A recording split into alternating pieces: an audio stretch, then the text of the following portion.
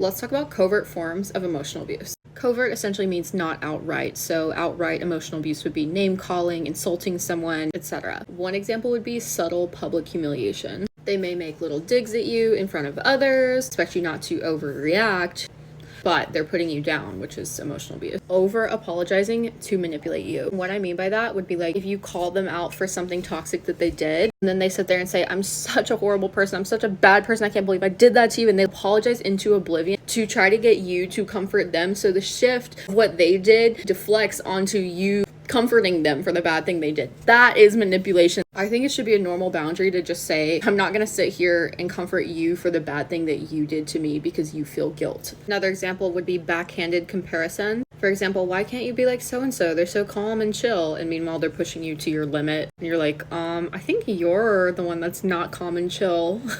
Another example would be disguising control as care. For example, expecting to always have your location and wanting to know like where you are at all times. It may seem like it comes from a loving place, but this a lot of times can just be a form of wanting to like control and sort of feel like they own you. I think this also falls under weaponizing calmness, acting super calm after they've literally pushed you to your absolute limit, and then they're just like, see, I'm the calm one, you're the crazy one. Meanwhile, you're literally in an emotionally abusive relationship. Weaponizing boundaries. I promise you the worst person you know is probably in therapy playing the victim right now. This means essentially ignoring your boundaries but setting up their own that intentionally hurt you. For example, I don't owe you anything, which people don't necessarily owe others things, but after you've done a lot for them or been there for them in their hard times, and then you're just asking them for once to be there for you, and they're like, I don't owe you anything. That's part of my journey. And it's like, okay. Or they'll say stuff like, it's my boundary that you're always home by a certain time. It's my boundary that I always have to have your location.